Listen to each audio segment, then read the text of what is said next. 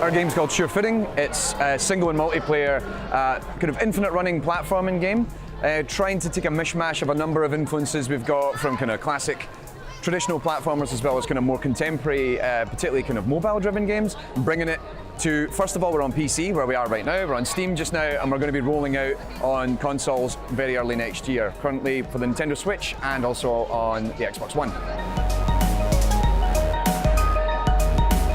So when we were coming to actually designing the characters, one of the big things that was problematic is that our team was predominantly environment artists. Originally, the prototype was just cubes. And I was like, dude, just lean into that, cubes. Let's see if we can do something there. And we came up with the character of Pixel Pete, that's Pete there, really quickly, and then kind of iterated from that. And then we started coming up with the idea that the world itself is blocky, that the world of Computra actually takes place inside a computer, and kind of rolled with this kind of crazy neon aesthetic. We started leaning into the really bright colors. And the more we took it out to events, people seemed to enjoy it. It seemed to stand out a lot more. And particularly with our animations, we were really inspired by games such as Mario and Rayman, kind of big, exaggerated behavior and trying to kind of bring some bit more joy and kind of exuberance to the whole thing. It originally was an academic research project. So my day job, I'm a university lecturer. In fact, I'm an AI researcher, and I was really interested in trying to build this scalable, flexible level generation system, and it was heavily inspired by two research projects based in the United States and in Sweden, both of which heavily inspired by Super Mario. The two games that actually had a huge influence on it were Super Mario Brothers and Cannibalt, and then to an extension, Jetpack Joyride. So we were really, for Jetpack Joyride and Mario in terms of the aesthetic, but also Mario for the level design and Cannibal for a lot of the consistent running through the world and the world changing around you and having these kind of cool cityscapes going on. So that was really where we went, was trying to take classic Mario and then merging it with that kind of more contemporary, reactive kind of Twitch runner feel. So Table Flip Games is based just outside Cambridge. We're kind of based in, I'm based in Hertfordshire. My colleague Matt is based in Cambridge. The rest of the team, we work with a lot of other contractors and stuff based all around the country. It was formed originally because myself and Matt, you know, the founders of the company, are university lecturers who teach a lot of game development, and we'd never shipped a game. So we thought, all right, let's ship a game. Bad idea, don't do it. And it took us a couple of years to kind of warm up. Actually, Sure Footing was our second project that we built. Our first one, tried it, we got it to that stage, we thought, that's not gonna work, and then we kind of went back to basics, and Sure Footing's kind of been this thing that we realize is now working for us, and we're just continuing to build on that, get it out, work on to the next thing.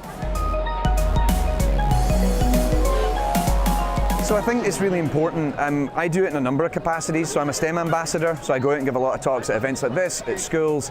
I talk about the work we do in our game, but also I'm also a YouTuber. I run a series called AI in Games, where I try and talk about how artificial intelligence can be applicable in the games industry. And one of the things that's really important, this works on a number of levels. Firstly, to try and demystify a lot of things and to actually explain to people this is possible. Even when I was at university, almost 20 years ago now, like we didn't have the tools. Like, for example, like Sure Footing's built in Unity, that wasn't available. You couldn't have downloaded that online and start making your own games.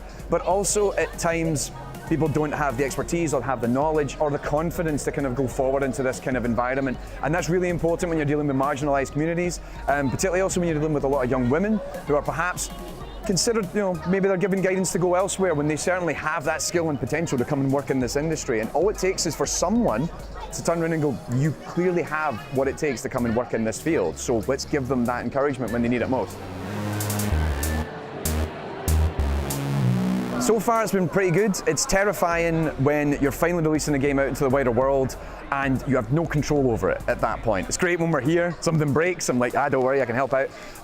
It's been really wonderful seeing players all around the world at gaming meetup events in the States. We've had YouTubers out in Russia and Japan playing the game, and that's really powerful. It's so exciting. And so far it's doing pretty well.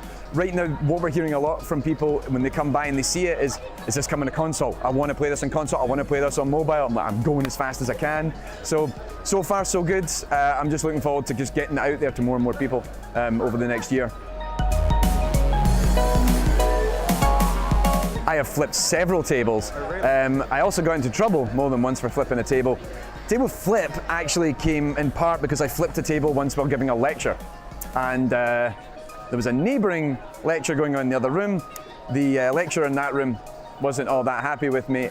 I probably broke a couple of health and safety regulations, but you didn't hear that from me.